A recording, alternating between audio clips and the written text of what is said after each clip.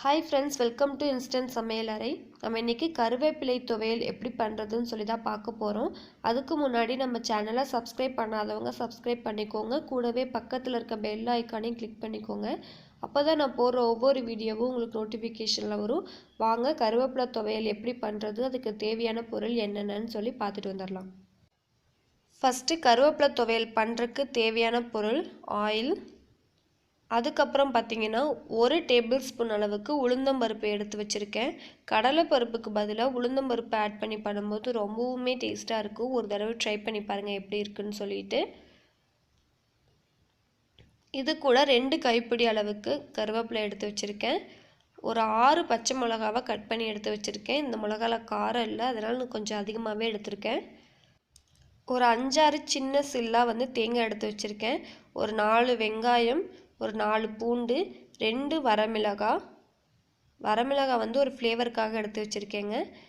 இப்போது 1 கைப்பிடி அளவுக்கு கொத்தமல்லி எடுத்து வச்சுருக்கேன். 2 கைப்பிடி கருவேப்பிலை, 1 கைப்பிடி அளவுக்கு கொத்தமல்லி கரெக்டாக இருக்கும். இது கூட ஒரு சின்ன நெல்லிக்காய் அளவுக்கு புளி எடுத்து வச்சுருக்கேன். அதுக்கப்புறம் சால்ட், இதுதான் அதுக்கு தேவையான பொருள். வாங்க இதை வச்சு எப்படி பண்ணுறதுன்னு சொல்லி பார்க்கலாம். ஒரு கடாயில் கொஞ்சமாக ஆயில் ஆட் பண்ணிக்கிட்டேன். ஆயில் நல்லா சூடானதும் நம்ம உளுந்தம்பருப்பை ஆட் பண்ணிக்கலாம். இது நல்லா அந்த ப்ரௌன் கலரில் வரணுங்க, அது வரைக்கும் இதை நல்லா வறுத்துக்கலாம். இப்போ நல்லா அதோட ஃப்ளேவர் வந்துருச்சு.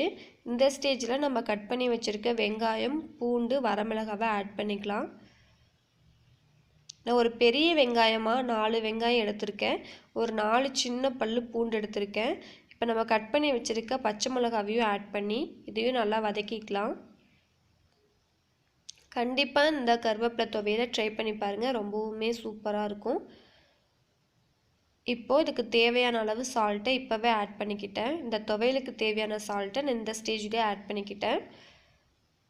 இப்போது வெங்காயம்லாம் நல்லா வதங்கி வந்துருச்சு. இப்போ நம்ம வாஷ் பண்ணி எடுத்து வச்சுருக்க கருவேப்பிலையும் அது கூட கொத்தமல்லியையும் ஆட் பண்ணிக்கலாம். நீங்கள் 2 கைப்பிடி அளவுக்கு கருவேப்பிலை ஆட் பண்ணிங்கன்னா 1 கைப்பிடி அளவுக்கு கொத்தமல்லி ஆட் பண்ணி பண்ணும்போது ரொம்பவுமே டேஸ்ட்டாக இருக்கும். நிறைய பேருக்கு கருவேப்பிலை பிடிக்காது.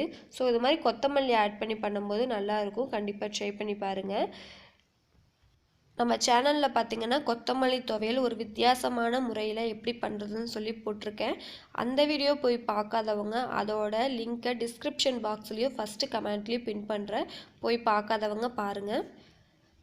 இப்போ இது நல்லா வதக்கணும். இது கூடவே நம்ம எடுத்து வச்சுருக்க புளியையும் தேங்காவையும் ஆட் பண்ணிக்கிட்டு நம்ம இதை ஒரு 7 மினிட்ஸ் கிட்ட ஹை ஃப்ளேமில் வச்சு வதக்கினீங்கனாவே இது போதும், வெந்துடும். இது தண்ணி விடும். அந்த தண்ணியெல்லாம் வற்றி வந்தோடனே நம்ம இதை ஆற வச்சுட்டு மிக்சியில் போட்டு அரைச்சிடலாங்க. நீங்கள் தேங்காவை துருவி கூட ஆட் பண்ணலாம், ஆனால் தேங்காய் கொஞ்சம் கம்மியாகவே ஆட் பண்ணிக்கோங்க. இப்போ நல்லா வதங்கிட்டுருக்கு. இப்போ பாருங்கள் நல்லா வதங்கிருச்சு. நல்ல ஒரு வாசனையாக இருக்குது. டேஸ்ட்டும் அதை விட ரொம்பவுமே சூப்பராக இருந்துச்சு. இப்போ நான் கேஸ் ஆஃப் பண்ணிட்டேன். இதை ஆற வச்சுட்டு மிக்சியில் போட்டு நான் அரைச்சி எடுத்துகிட்டு உங்களுக்கு நான் காமிக்கிறேன். அந்த கருவேப்பிலை கொத்தமல்லியில் இருக்கிற பச்சை வாசனையெல்லாம் போகணும், அது வரைக்கும் நம்ம நல்லா வதக்கிக்கிட்டோம்.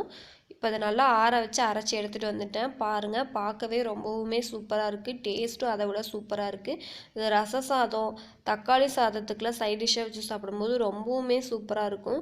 ஸோ நீங்களும் இந்த ரெசிபியை கண்டிப்பாக உங்கள் வீட்டில் ட்ரை பண்ணி பாருங்கள். உங்கள் எல்லாருக்கும் பிடிக்கும் நம்புகிறேன். இந்த வீடியோ பிடிச்சிருந்துச்சுன்னா மறக்காமல் இன்ஸ்டன்ட் சமையலறையை லைக் பண்ணி ஷேர் பண்ணி கமெண்ட் பண்ணுங்கள். இதே மாதிரி அடுத்த ஒரு இன்ட்ரெஸ்டிங்கான வீடியோலாம் நான் பார்க்குறேன்.